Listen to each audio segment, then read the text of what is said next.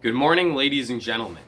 In today's video, we are continuing the series on this channel where I preview the upcoming 2020-2021 season for every single NBA team. But before I get too far into it, I want to remind you all to leave a like and subscribe. I've been appreciating all the support that I've been receiving lately, and I hope to see that continue. Without further ado, let's talk about the Raptors. Now, before I get into this, I want to say that I was planning on releasing these in order of worst team to best team. But obviously, I don't think the Raptors are going to be a bottom 10 team in the NBA next year. We had a subscriber of the channel, Julio Boatswain, requested that I make a Toronto Raptors video, and I decided, hey, why not? Give the fans what they want, right? So if you have a team that you want to see a season preview for, let me know in the comments and I will get that video out as soon as possible. Now let's talk about the Raptors. So before we can start previewing the season for them, I would like to review all of the transactions that the Raptors made during this past offseason. So for the Raptors, it really starts in the draft. With the 29th pick, they selected Malachi Flynn, a point guard who attended San Diego State University. Flynn was one of my favorite players in this draft class. I had a top 20 grade on him, which was significantly higher than pretty much any draft analyst had Malachi, but I was a big believer in him. I think that one day he's going to be a starting point guard at the NBA level. I believe that he is a very good ball handler. He's a good playmaker for his teammates, and most importantly, in today's NBA, he is a knockdown three-point shooter. He also can create shots for himself, both out of the pick and roll as well as in isolation. He doesn't have the best burst, but he's in very good conditioning, and that allows him to play long stretches of game time consecutively without needing a break. He's also pretty good on the defensive end of the floor. I'm not sure if the defense will translate at a high level due to some of the questions about his frame. He's a bit of a skinnier guy, so people question whether or not he'll be as effective guarding NBA players as he was guarding college players.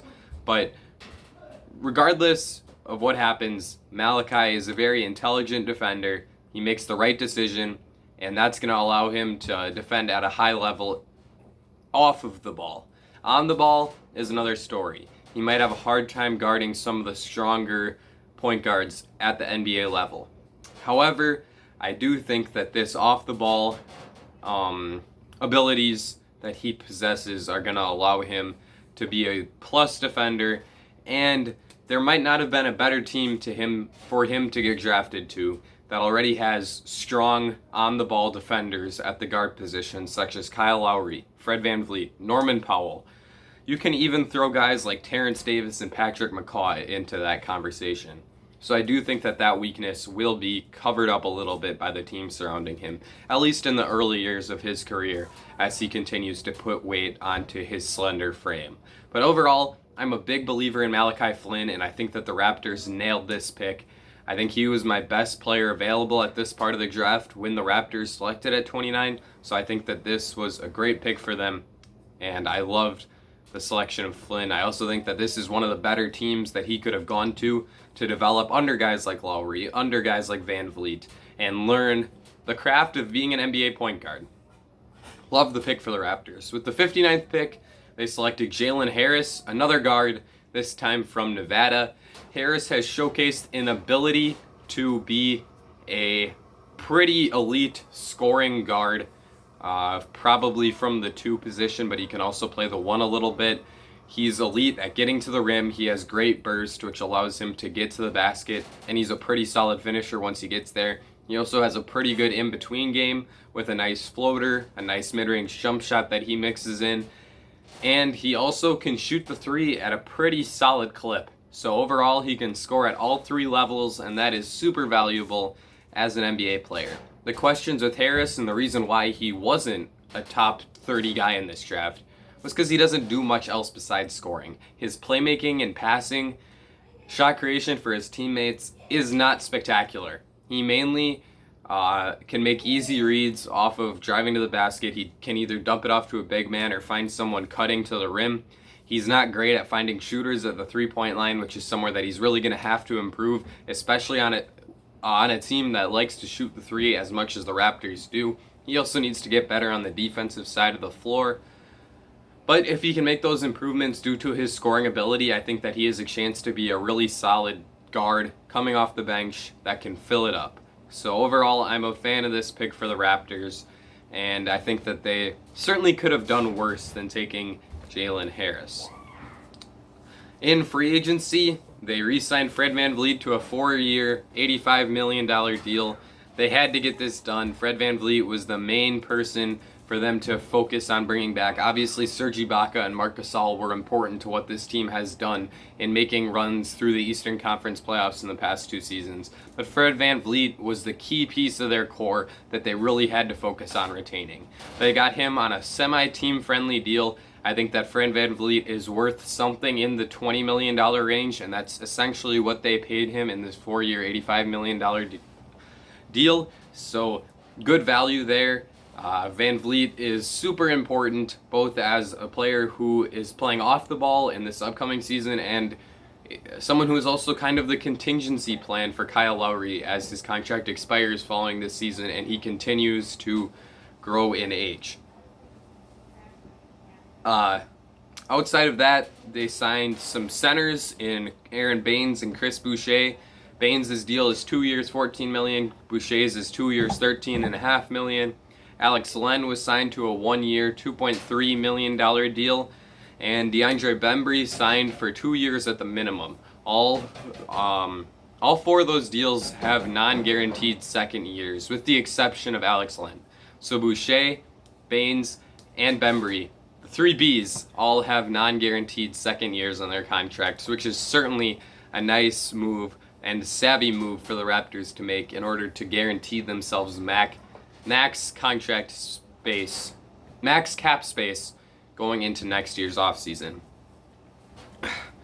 Now we can talk about the upcoming season, and I will give a bit of an idea for what kind of expectations I have for every player on this Raptors roster.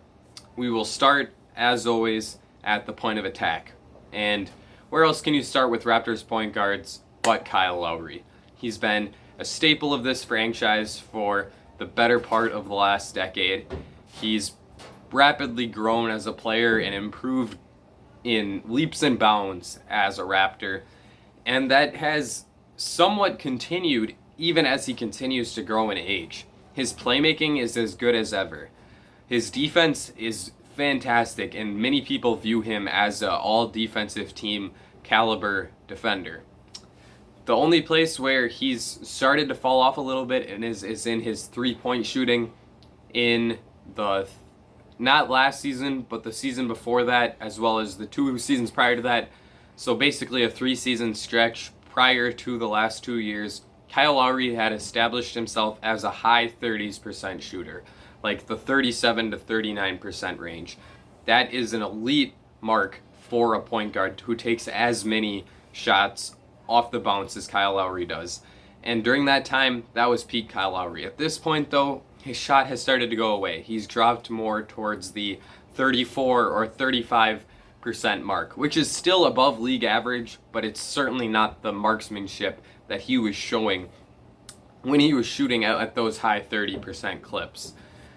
However, despite the shooting fading a little bit, Kyle Lowry is still a fantastic player. He plays so hard defensively. He makes all the right decisions on the defensive end. I get he's a bit of a flopper, but he just plays hard and tries to do what's best for his team, which is so valuable. On the offensive end, yeah, maybe he takes some questionable shots at times, but he's pretty good at taking those difficult shots and making them. He's an elite finisher at the rim, and he's an elite playmaker. Kyle Lowry is a I want to say top 5, but that's without me going over all the other names in my head, so I'll say top 7 point guard in the NBA. And that, of course, is one of the most valuable things that your team can have. It's a large reason why they won the championship in the 2019 playoffs. And Kyle Lowry is pretty much the face of this franchise at this point. I think he'll be a Raptor for life, and I know that the Raptors fans love him. So, yeah, that's all I have to say about Kyle Lowry. We can finally move on after I talked about him for the better part of 3 minutes. Fred VanVleet is the next point guard on this roster. I get he usually starts at the 2, but if you were to consider what position Fred VanVleet plays, clearly he's a point guard. I think that he does a lot of what Lowry does at a similar level. He shoots the ball very well. I believe that he is actually closer to that 38-ish% mark than Kyle Lowry is at this point. And he's continuing to improve as a shooter, and I would not be surprised to see him crack the vaunted 40% three-point shot mark. He's not a very good finisher inside, but that can be expected with his slight build. I shouldn't even say slight, because he's quite strong. He's just on the shorter side of things when it comes to NBA point guards. So is Kyle Lowry, but his elite finishing skill for his position is a rare ability, and Fred VanVleet just doesn't possess it to the same level.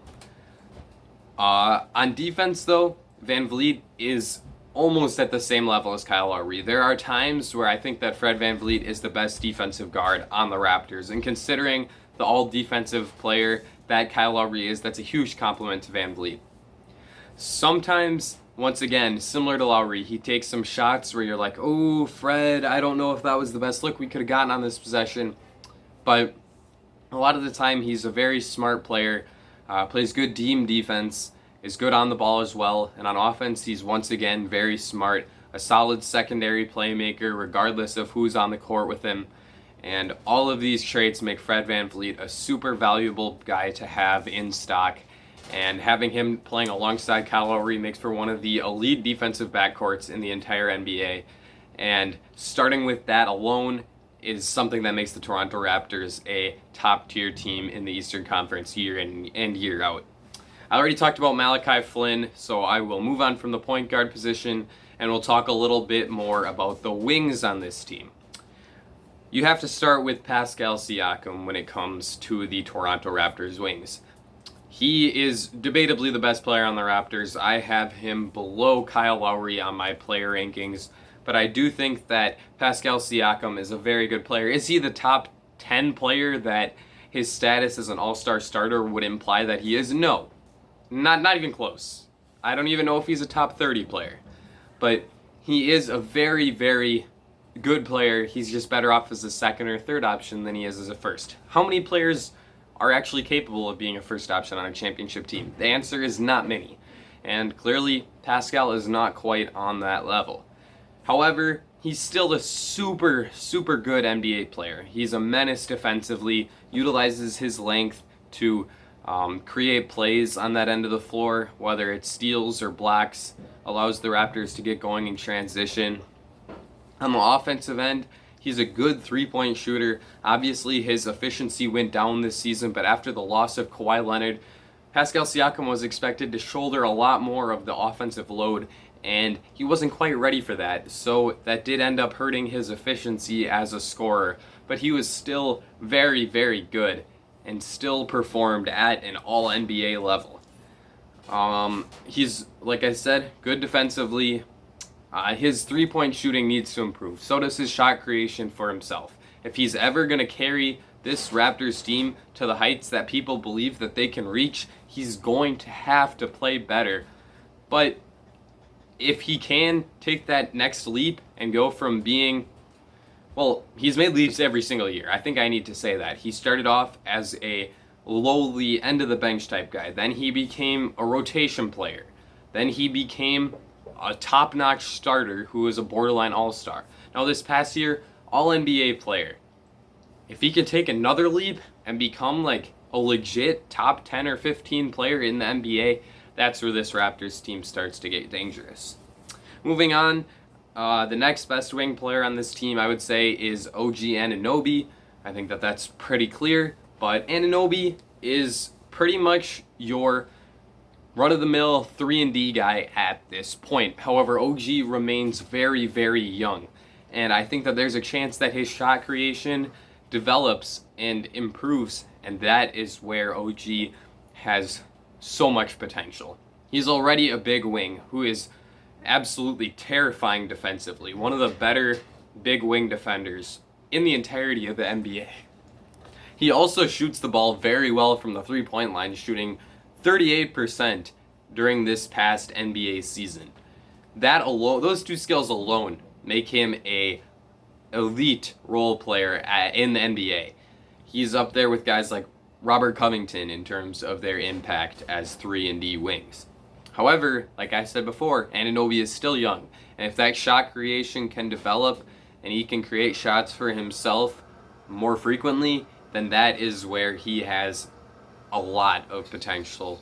And he's already proven that he should have gone much higher than he did in the 2017 NBA draft, where he went in the 20s. However, he's got a chance to prove that he is a top 3, top 5 guy in that draft. And if he does that, the Raptors are certainly a much scarier team than they were this past season. Terrence Davis is the next guy that I am going to touch on. Davis had a fantastic rookie season with the Raptors. Had you seen him on another team, he clearly would have been a starter and one of the better players on that team. However, due to the depth of this team and the strength that they have in the backcourt, with Kyle Lowry, with Fred VanVleet, with Norman Powell, he just didn't get all that much playing time. However, he shot the ball at a very high mark. I believe somewhere in the 37 to 39% range. I can't remember exactly what it was, but he certainly shot the ball well from the three-point line for a rookie guard. He also finishes at the rim at a high rate and is a good defensive player. Now, he can't exactly create shots for himself at a high level yet, but that will come with time, and he has shown that he certainly should have been drafted at the very least in the 2019 NBA draft, and perhaps he's even a top 10 or top 15 guy. So, great rookie season for Terrence Davis, and I would look to see him continue to build on that in his second year, assuming that all of this legal stuff that it appears that he's getting into gets resolved. I'm no expert on that, but just a bit of a side note there. Norman Powell was a guy I probably skipped over. I probably should have talked about him earlier than this, but I am a big Norman Powell fan. I was actually in a group, or not a group, I was in the group, I guess, sure, whatever. I was under the impression that the Raptors would be okay with letting Fred VanVleet walk because Norman Powell could have been capable of stepping into that role and taking on a higher responsibility as a scorer. I think Norman Powell is a fantastic player. He can slash and get to the rim with the best of them. He's one of the better finishers from the guard positions in the entirety of the NBA. He's not afraid to try to jam a dunk down on whoever, and that certainly is very exciting. He's terrific in transition. He's lethal in transition. Finishes at a high level, shoots the three ball at a high level. He's established himself as a 40% three-point shooter in the past 2 seasons.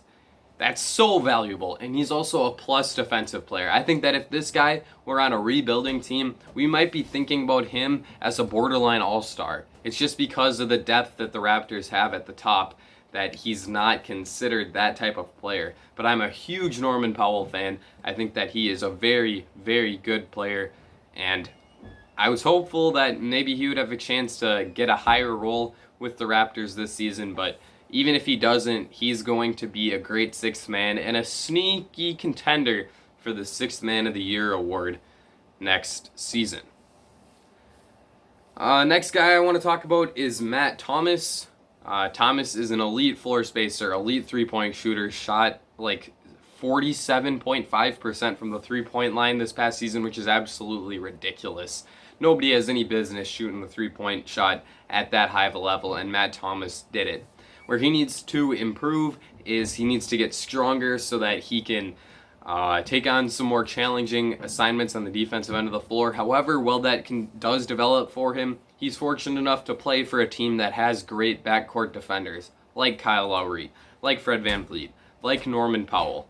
And that's going to allow him to take on probably the easiest perimeter player matchup for in every single game, which is very valuable to a guy as slender as Matt Thomas is. Where he really brings value is on the offensive end of the floor. Like I said, elite marksman, but he's also shown some improvement off of attacking closeouts and getting into the mid-range game where he has a lethal bank shot from about 15 feet out. I'm a big Matt Thomas fan. I think that he is certainly a rotation level player in the NBA.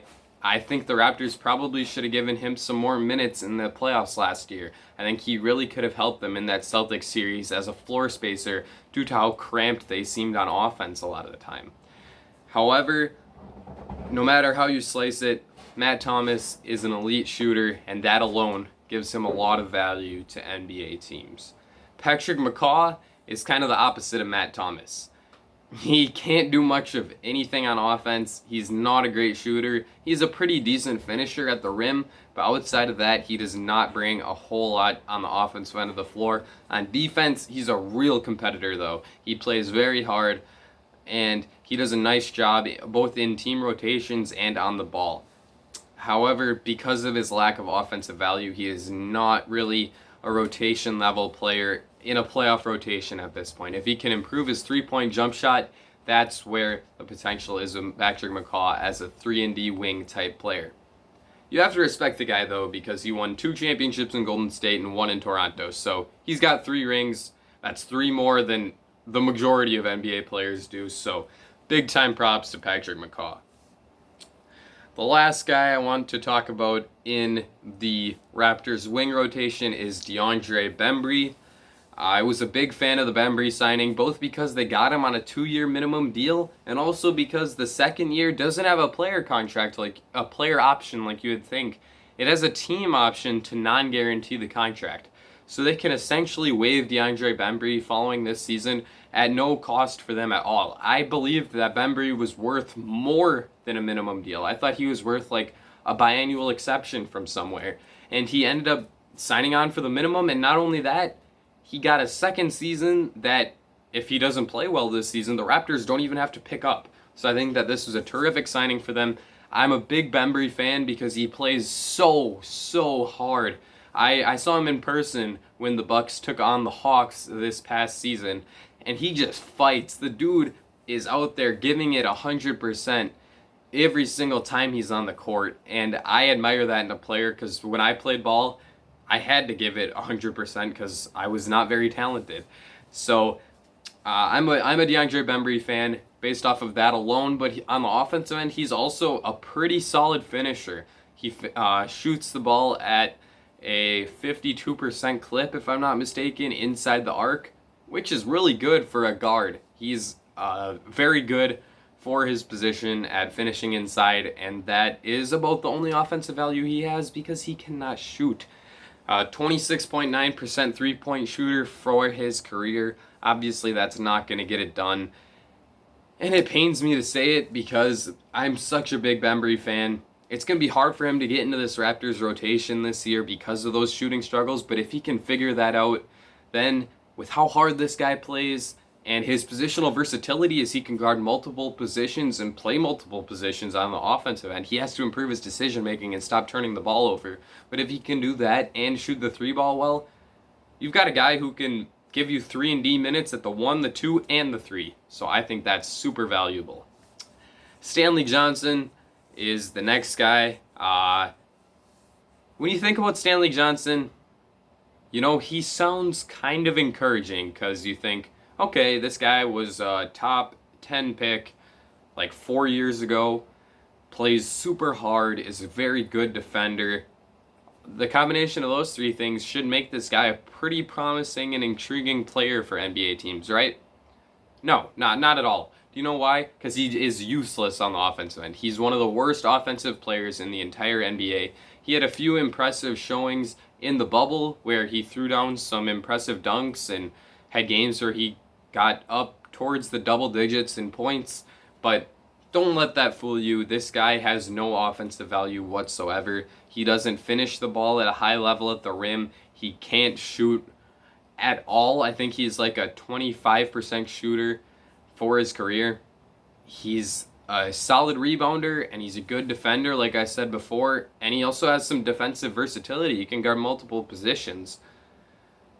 but the offensive stuff just completely erases all of that value, and he's got to at least figure out the jump shot if he wants to have a chance to make this Raptors rotation for the upcoming season.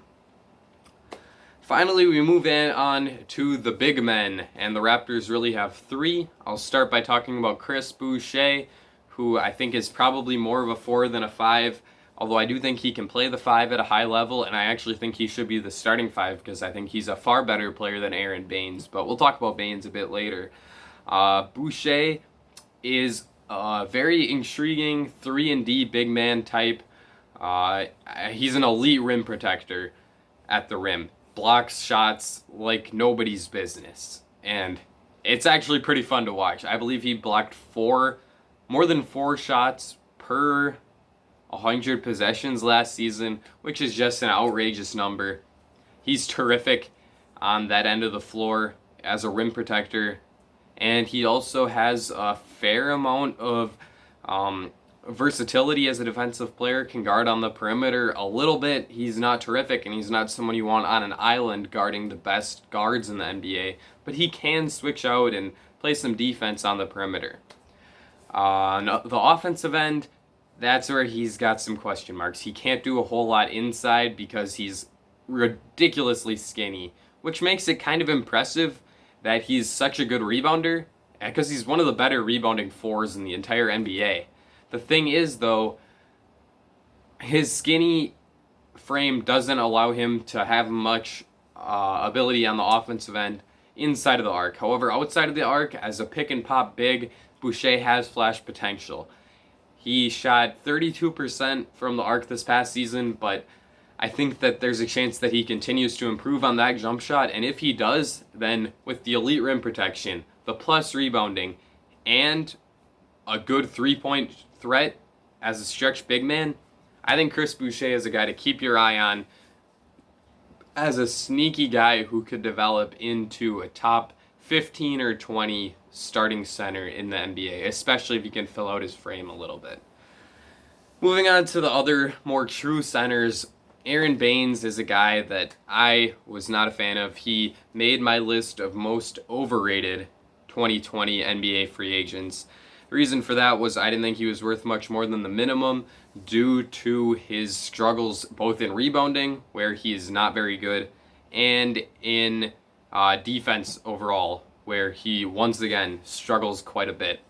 Due to the defense and rebounding, his offense would have to be at a very high level in order for him to warrant the contracts of some people's ideas. Like, some people thought he was going to get the mid-level from some team, but due to the defensive rebounding, there's no way that could have happened because actually, although he can score the ball at a high level, I believe he averaged 24.7 points per 100 possessions, he just really doesn't have that much value offensively. He can't bring anything on the offensive boards, which is disappointing from a center that's considered to be strong offensively.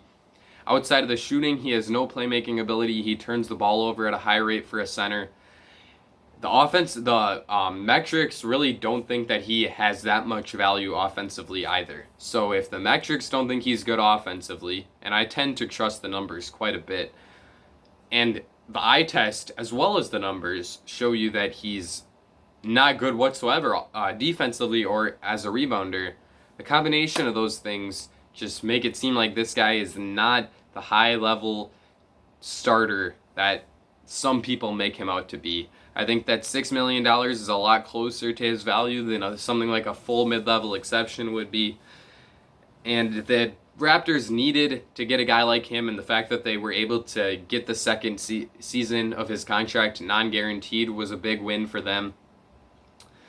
Overall, he's okay as a stopgap center, but that's certainly a position that this team needs to invest in a little bit moving forward if they don't think that Chris Boucher is capable of being a starting 5. Finally, Alex Len got signed to a very cheap deal, 1 year, $2.3 million. Len is a big center who has no ability to guard on the perimeter, but is pretty decent in a drop coverage scheme where he can protect the rim at a decently high level. On the offensive end, he's a pretty good finisher, great in the pick and roll as a rim runner. He started to develop a game as a 3 point shooter, stretch big type, but that really hasn't come along. He hasn't shot it at a high level so far in his career. But he's still a decent option as a backup center who can be a good rim protector for you as well as a solid rim runner. Overall, that's the Toronto Raptors for you. They have a lot of players that are in like the 20th best player in the league to 50th best player in the league. I think Kyle Lowry, Fred VanVleet, Pascal Siakam, maybe even OG Anunoby would all fall into that grouping. However, they don't have any players above that, and that's the reason why I don't think that this team is as big of a competitor in the postseason as they are in the regular season. I think that they're an elite regular season team because of all the depth that they have. But once they get to the playoffs, that depth isn't as useful, and you would like to have a little more top-end talent. However, I do think that with the combination of a great, elite, top 3, actually top 1 coach in the NBA in Nick Nurse, along with all the depth on this roster, that alone makes this team a 55-ish win team in the regular season. And I guess with this year's shortened season, that probably translates to like a 48 win team. So I think that if I were to make a prediction for the Toronto Raptors record for the upcoming season, I would say that they are likely to win between 45 games and 48 games.